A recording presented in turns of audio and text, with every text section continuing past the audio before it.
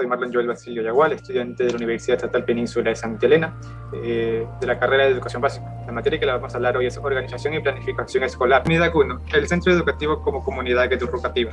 El resultado de aprendizaje, sintetizar los conceptos contemporáneos en el proceso del cambio que parecen conducir hacia la regeneración sociocultural. Organización y planificación escolar. La planificación y organización son procesos necesarios en toda empresa o institución, ya que ambas conducen a poner cada actividad en su área y de una manera emprendedora. Para que exista una organización placentera, debe existir previamente un trabajo de planificación. Además, la planificación y organización son procesos complementarios y secuenciales, pues mientras el primero origina metas, objetivos, estrategias y planes, el segundo los combina dentro de la institución y en el campo de la educación, la planificación y organización se ejecutan en 3 niveles específicos: nacional, regional e institucional. 1.2. Organización escolar y cultura empírica de la escuela. La escuela como hecho cultural. La obra educativa de García Moreno, el pensamiento de García Moreno era similar al de Rocafuerte, en que la institución pública constituía uno de los deberes esenciales del gobierno, el transformar y mejorar el sistema educativo ecuatoriano, ya que en esta época presentaba serios vacíos y carencias. La enseñanza después de García Moreno. Después de la muerte de García Moreno, la educación tuvo problemas debido a la política del país. En 1884 se procede un hecho importante: la creación del Ministerio de Institución Pública, para la organización, administración y control de las instituciones, que ofrecía distintas oportunidades de enseñanza.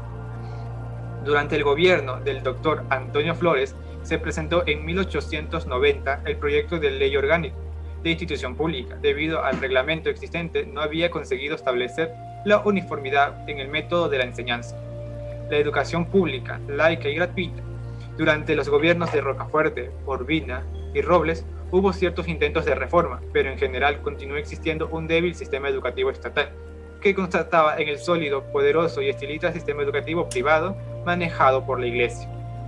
Tras la resolución alfarista, el Estado se abocó finalmente a la creación de un sistema educativo nacional y democrático. Fue así que la Asamblea Constituyente en 1897 aprobó una ley de institución pública el 29 de mayo de 1897, estableciendo la enseñanza privada, gratuita, laica y obligatoria. La educación después de Eloy Alfaro. El proceso de educación del hombre se trata de ser incorporado al desarrollo social, haciendo abstracción de la visión idealista y estética del mundo y la sociedad. Entre los años 1930 y 1940 predominan las ideas socialistas en el país y circunstanciales en el Ministerio de Educación. Como consecuencia de este predominio, se mira la educación rural desde su propia naturaleza y perspectiva. Se vincula la educación con el mundo social, económico y aún político. Se diversifica el diseño y la elaboración de los planes de estudios. Se establecen mecanismos de comunicación con los administradores y docentes. En definitiva, se pretende la democratización del hecho educativo. La escuela como realidad empírica. Se forma en el centro del conocimiento, la transformación e incluye el contenido. Este modelo de obtener información es inmediatamente la influencia activa del objeto de la investigación. Se describen los modos de influencia que provocan los efectos deseados.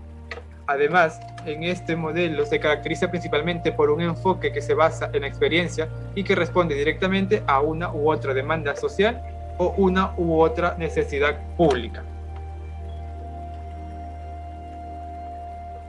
Yo tuve el placer de estudiar en las 2 escuelas, que son la Escuela de Educación Básica Presidente Alfaro y la Escuela de Educación Básica Nuevos Horizontes. En la Escuela de Educación Básica Presidente Alfaro solo estudiaban lo que eran hombres, pero después, luego de cambiar a la institución Nuevos Horizontes, pude conocer compañeros y compañeras, porque en esa institución ya existían lo que eran hombres y mujeres en dicha institución. Además, en la institución básica Nuevos Horizontes se realizaban lo que eran las veladas artísticas, que vendría la parte de la experiencia, como la escuela o la experiencia de vivir algo nuevo que no había vivido nunca. La enseñanza en esta escuela eran dependiendo de cada docente. Existían docentes que usaban el método tradicional y hoy existían los docentes que se utilizaban el método normal. ¿Cómo me refiero al método tradicional? Porque en 4º año de educación básica tuve un docente que nos por no entregar las tareas o por solamente llegar tarde, nos daba con las barras de silicón en las manos. Y en séptimo año tuve otro docente que nos dejaba 2 horas después de clases para cumplir una materia, que era la caligrafía. Ella nos hacía escribir con mano izquierda y con mano derecha, porque decía que si se cansaba una mano, continuábamos con la otra y así podíamos terminar las tareas.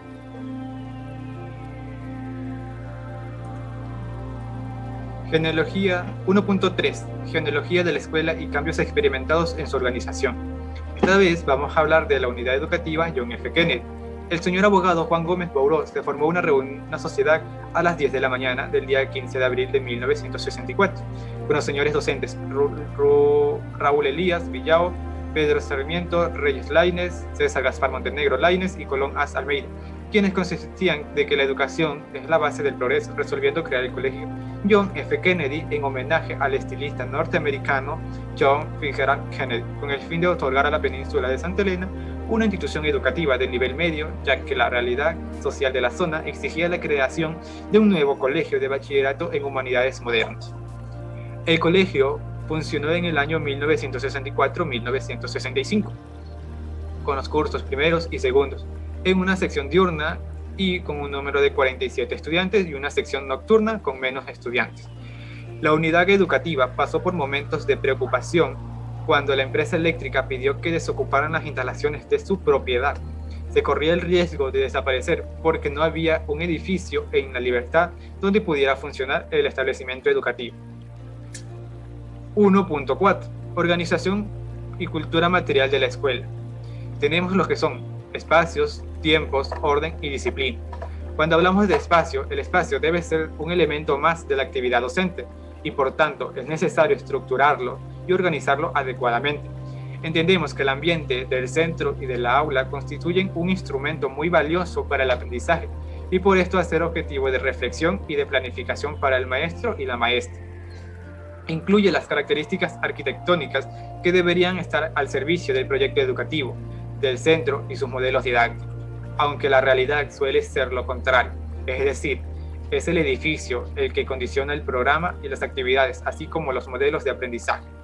Cuando hablamos de tiempo, en cambio, vemos que la sociedad ha dejado a un lado su responsabilidad en el proceso educativo.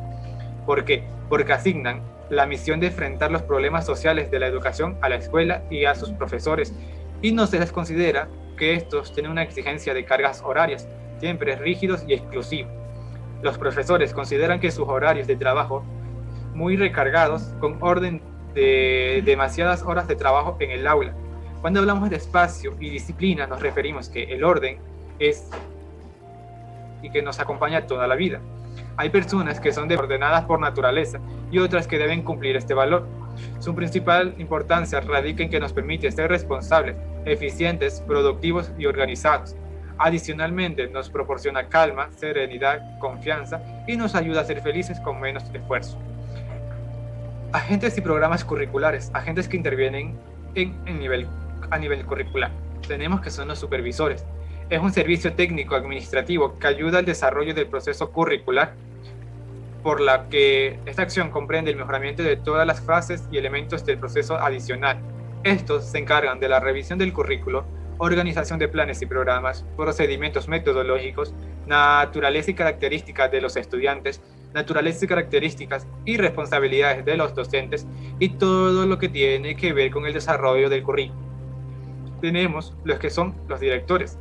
Ellos son la función básica de la integración y coordinación de los niveles operativos de la institución con los niveles jerárquicos del sistema, en el aspecto administrativo y técnico. La de orientar el proceso de desarrollo del currículo. Las competencias más relevantes del director de acuerdo a sus roles son la responsabilidad, volúmenes de trabajo y complejidad curricular. Pueden ser las siguientes. Promotor de cambio. ¿Por qué decimos que es un promotor de cambio? Porque participa activamente en el proceso constante de cambios sociales, científicos y tecnológicos relacionados con la acción educativa. Genera cambios de actitudes individuales y sociales. ¿Puede ser investigador? Claro que sí, porque participa en la investigación de los problemas educacionales de la comunidad y del nivel nacional de forma racional, científica y crítica. Proyecta la actitud investigativa a sus colaboradores a través del desarrollo de proyectos de investigación. ¿Puede ser organizador y administrativo educativo? Sí, porque conoce los fundamentos teóricos y técnicos de los procesos de la administración moderna. O puede ser orientador, ya que orienta el desarrollo y mejoramiento del currículo. Como otro agente tenemos a los docentes. Son los agentes ejecutadores del diseño curricular, responsables de una variedad de funciones, entre las cuales se destacan examinar decisiones prácticas para la interpretación del currículo, asumir diferentes roles como iniciador, actor, interactor, evaluador y observador, flexibilizar su acción a fin de responder a los intereses y necesidades específicas de los educandos. Proporcionan un verdadero clima de comprensión para que exista una verdadera interrelación. Promueven recursos humanos, materiales del medio, ambientes y experiencias dentro o fuera de la escuela, de acuerdo a las necesidades y al proceso de educandos. Otro agente más, los alumnos. Los roles que desempeñan los alumnos en el desarrollo del currículo están orientados a que les permita ser iniciadores, productores, transformadores y evaluadores de su propio proceso, realizar acciones relevantes para ellos, ya sea desde el punto de vista cultural como psicológico. Estimular para que intervengan, resolver sus problemas de varias maneras, participar en proposiciones concretas que enriquezcan la acción curricular y el proceso educativo. Como quinto agente tenemos lo que son los ambientes de aprendizaje. Esto es el conjunto de los elementos especiales que facilitan las situaciones de aprendizaje, valores y actitudes de quienes conforman el ámbito escolar y sus relaciones existentes. Esta responsabilidad del docente se pretende alcanzar y saber manejar, adecuar y crear los medios, recursos y técnicas que permiten afianzar efectivamente el proceso de aprendizaje. Proporcionan un apoyo social, emocional, psicológico dentro del ambiente del educando. Como sexto agente tenemos la institución escolar. A través de ella se ejecutan las políticas y orientaciones educativas del Estado. Acciones que más se destacan entre estas son análisis y evaluación del funcionamiento del proceso curricular, la ejecución de acciones que faciliten el proceso de enseñanza-aprendizaje, el desarrollo de las actividades de actualización y mejoramiento del personal docente, administrativo, obrero, que intervienen en la institución escolar, diseño de acciones de participación activa en la problemática social de la comunidad, el delineamiento de las alternativas que permiten resolver los problemas institucionales que van surgiendo en el desarrollo del currículo. Como séptimo agente tenemos la infraestructura física. El edificio, las instalaciones, los equipos y los materiales son los elementos que conforman la infraestructura física del proceso educativo, constituyéndose en un agente sustancial del desarrollo curricular. Cuando la infraestructura física ya existe, es importante analizar la estructura y la calidad del edificio, sus instalaciones y la disponibilidad de materiales y equipos a objetos que deben tomar decisiones respecto a aprovechar lo existente, de acuerdo a los requerimientos institucionales y a los intereses y necesidades de la comunidad educativa. Como octavo y último agente tenemos que es la comunidad educativa. Es una institución formada por educadores, padres o representantes y alumnos de cada plantel. Podrían formar parte de ella, además, personas vinculadas al desarrollo de la comunidad educativa. ¿Qué son los programas curriculares? Los programas curriculares forman parte del Currículo Nacional de la Educación Básica y tienen como finalidad contribuir con orientaciones específicas que permitan concretar la propuesta pedagógica del currículo nacional. Contienen las características de los estudiantes de cada nivel de la educación básica, regular, según los ciclos educativos, así como orientados para el tratamiento de los enfoques transversales para la planificación y para la tutoría y orientación educativa. También contienen los marcos teóricos y metodológicos de las competencias organizadas en áreas curriculares y presentan los desempeños de edad en nivel inicial o grado en los niveles de primaria y secundaria, alineados con la competencia, las capacidades y los estándares de aprendizaje nacionales. Los contextos sociofamiliares. Cuando un infante empieza su ciclo escolar en una institución educativa, está iniciando un proceso de educación formal, que se desarrolla de forma simultánea a procesos de educación no formal en espacios familiares y comunitarios. Es decir, un estudiante con apoyo familiar tiene mejores condiciones para su proceso formativo, dadas las condiciones objetivas del desarrollo psicomotriz, cognitivo, previo su ingreso a la escuela y dadas las condiciones objetivas para acompañar y facilitar su educación mientras asiste a la escuela. La función de la escuela debe atenderse como un complemento a la tarea de los padres, más nunca un sustituto. En esta sesión se presentan resultados respecto al nivel de estudio de los progenitores, seguimientos a tareas y compromisos del hogar donde vive el estudiante y expectativas de estudios máximos que debería alcanzar cada uno de estos. Unidad 2. La construcción de la organización escolar como campo de conocimiento. 2.1. El concepto de organización escolar, origen y evolución. La organización escolar es aquella que tiene como objetivo de estudio la institución educativa. Considera a la escuela como la integración armónica de los diferentes elementos que la componen. Se preocupa de la institución, formación y educación de los escolares, es decir, estudia la escuela teniendo como meta la mejora de la relación enseñanza-aprendizaje e incluye aspectos de orden políticos, administrativos que la afectan, es decir, está rígida por una serie de leyes. La evolución de la organización escolar, la educación en cada época y lugar respondió a los parámetros de la organización social y política. Fue la base para la estabilidad y el progreso de los individuos, de las estructuras sociales y del Estado. Es requisito para alcanzar el desarrollo global de la sociedad y el bienestar de las personas. Los paradigmas de la educación fueron cambiando a través de los tiempos. La educación tuvo la función de administrar y organizar la vida de la sociedad y del Estado. Respondió a las necesidades de administrar los bienes del Estado y preparar recursos humanos formados en competencias y habilidades para sostener la producción y la armonía de la sociedad.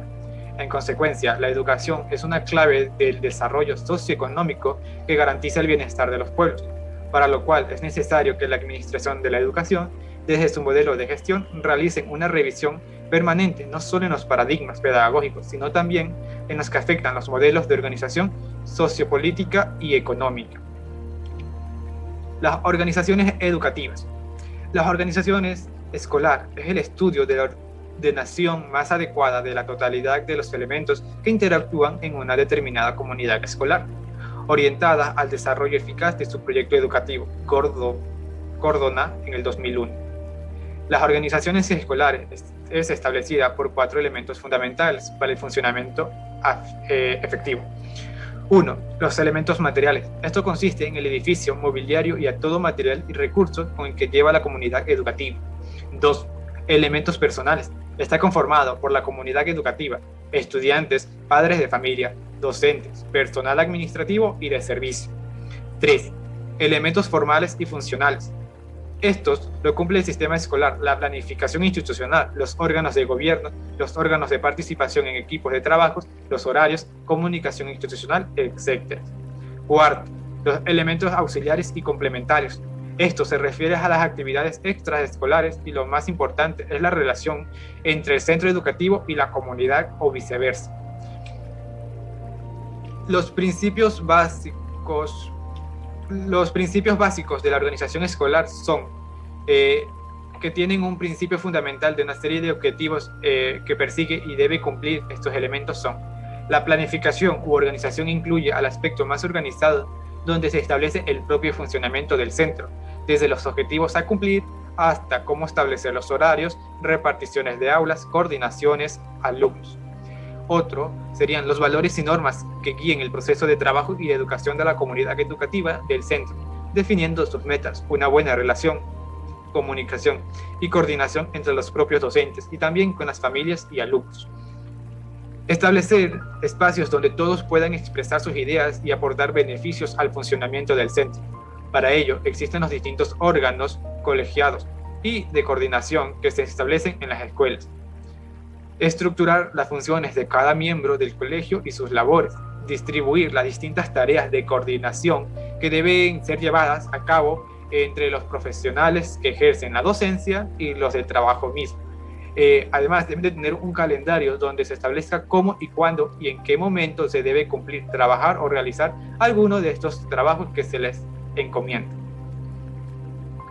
Bases teóricas para el análisis de organizaciones escolares.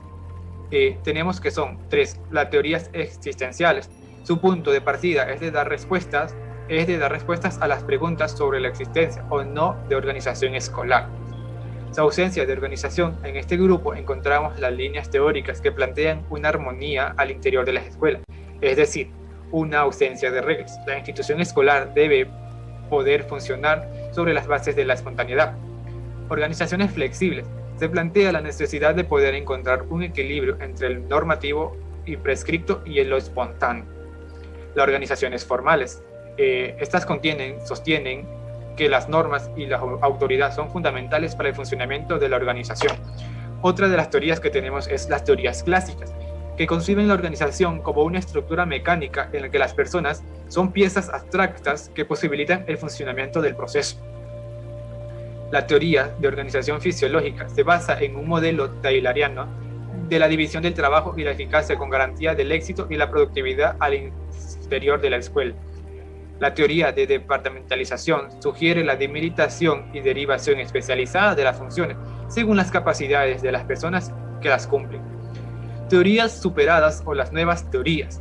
Estas ponen al foco en la consideración del factor humano y su grado de satisfacción al realizar las funciones o tareas asignadas por un grupo de normas en el marco de la organización.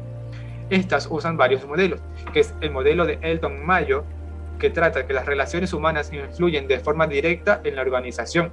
El modelo de Merton, que las organizaciones tienen éxitos porque los comportamientos son adecuados según sus funciones y responsabilidades.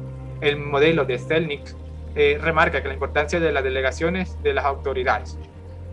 Tenemos las metáforas como herramientas para comprender la complejidad de las organizaciones escolares. ¿Qué es una metáfora? Es una nueva forma de interesarse por comprender las organizaciones escolares utilizando la metáfora. Ella nos adentra al mundo subjetivo de los sujetos y nos revela un modo de pensar y un modo de ver que traspasa el cómo comprendemos nuestro mundo en general. Morgan en 1998. En las escuelas públicas confesional estudiada, las metáforas usadas se refieren a los lazos familiares y afectivos, como por ejemplo los docentes dicen, somos una familia, es nuestra segunda casa, el segundo hogar, los profesores son como nuestros padres. En cambio, en la construcción colectiva y de unidad, seguir un camino, caminemos juntos, no nos vamos a caer, nos caemos y nos volvemos a levantar, poner el hombro o ser de parte de un engranaje. La exigencia que tienen las escuelas nos permiten hasta lo máximo, hacemos un trabajo de hormiga, pero en el caso de las escuelas públicas estudiadas, las metáforas expresan una carga emotiva negativa, ideas clásicas de la organización y con otros paradigmas.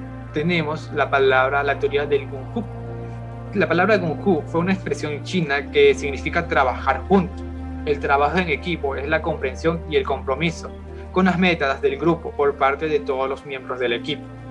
Gung-Hu se basa en 3 principios básicos: el espíritu de la ardilla, el estilo del castor y el don del ganso.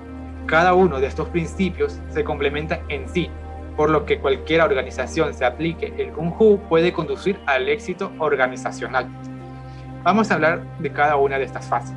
La fase del Gung-Hu, el espíritu de la ardilla, que viene a ser el trabajo que vale. Mediante esta fase se descubre por qué su trabajo es importante. Se requiere el desarrollo de metas compartidas y el entretenimiento de estas en el énfasis de los valores, guían lo que hacemos, planes y toma de decisiones. Para saber qué es el trabajo importante, las personas deben comprender cómo su trabajo contribuye al bienestar de la humanidad y el impacto positivo que ésta representa. Los valores que deben servir de guía. Es preciso estar orgulloso de la meta y también de la forma de alcanzarla. El método de Castor, que vendría a ser mantener el control para alcanzar las metas. ¿Qué queremos decir con este método? Este método propone un terreno de juego que tienen marcadas el territorio con claridad.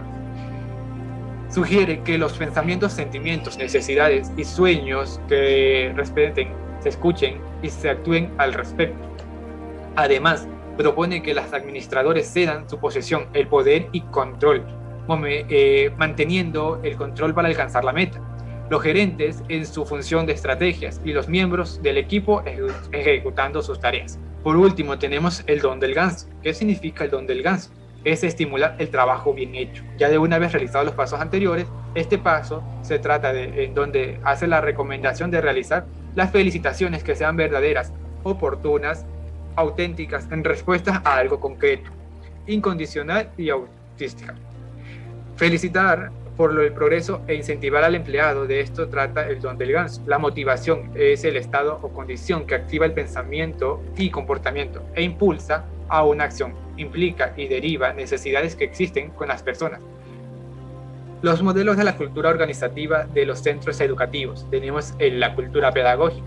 La cultura pedagógica en Ecuador es la participación social, el buen vivir, la equidad, el Estado plurinacional. La educación es un derecho de las personas e inclusión social. El Estado garantiza al docente el mejoramiento pedagógico, académico y una remuneración justa, estudiantes, padres y docentes. La educación pública será universal y laica. Evaluación integral, interna y externa promueve la calidad de educación. Cuando hablamos de la cultura de la empresa, nos estamos refiriendo a que la cultura de la organización consiste en los medios o técnicas que se encuentran a disposición del individuo para manejar sus relaciones y de los cuales depende para abrirse paso entre y con los demás miembros y grupos. Las raíces de la cultura en las organizaciones incluyen tanto las perspectivas interactivas simbólicas como el planteamiento social y antropológico. La realidad cultural se considera construida solamente y la interacción social tiene lugar por medio del intercambio de símbolos que posee un sentido compartido con el conjunto de actores sociales. Tenemos la cultura de la organización. La cultura de la organización de la institución educativa es el conjunto de actitudes compartidas entre los miembros de la institución educativa, sus conocimientos, creencias, mitos, sentimientos, palabras, comportamientos y acciones. La cultura organizacional se manifiesta mediante ritos, lemas, emblemas, tradiciones, ceremonias, costumbres y reglas a través de referentes, marcos y teorías psicopedagógicas sobre el aprendizaje y la enseñanza. Es el elemento que representa la parte menos visible de la escuela, pero tal vez no la más importante, en el que se descansan los demás y sobre el generalmente hay que actuar para promover cambios significativos en la institución educativa. Organización, cultura organizacional de la institución educativa. Formalmente se define el desarrollo organizacional como un esfuerzo de gran alcance, apoyado desde el proceso, solucionando de problemas y de renovación de las organizaciones particulares, por medio de un diagnóstico más afectivos y participativos. Además de una administración de la cultura organizacional, son énfasis en el equipo permanente que trabaja en el equipo temporal y en la cultura intergrupal, con asistencia de un consumidor de operaciones y utilización de las ciencias conductuales. Aplica que incluye las actividades de investigación.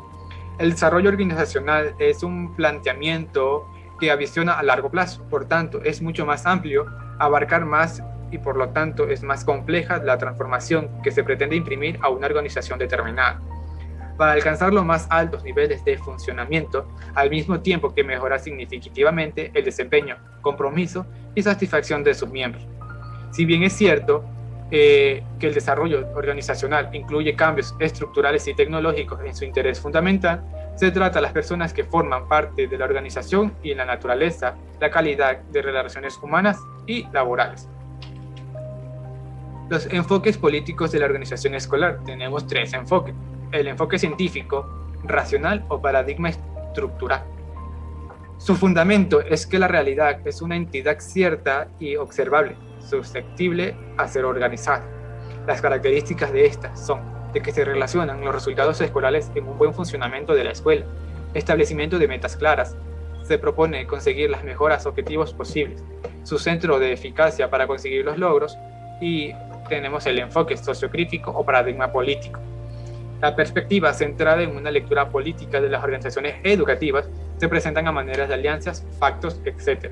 Las características que contiene estas buscan un cambio, una transformación en las escuelas, procura el establecimiento de metas, deseo de poner el relieve de contradicciones de la institución, considera que la existencia del conflicto o de la crisis son elementos propios de la vida organizativa, los cuales pueden llegar a convertirse en elementos de reflexión. Y como último enfoque tenemos el enfoque interactivo simbólico o paradigma cultural. Desde este planteamiento no importa tanto lo que sucede, porque el sentido lo marca el valor simbólico del hecho. Se sitúa en los aspectos y sectores cargados de significación y de valores de creencias que le integran la cultura de la escuela. Las características entre este enfoque están de que se centra su atención en el mundo de los significados, la ubicación de la organización como generadora de una cultura propia, y aportas nuevas metodologías. Ha reparado el liderazgo, la planificación, la toma de decisiones, la evaluación, etc. Muchas gracias.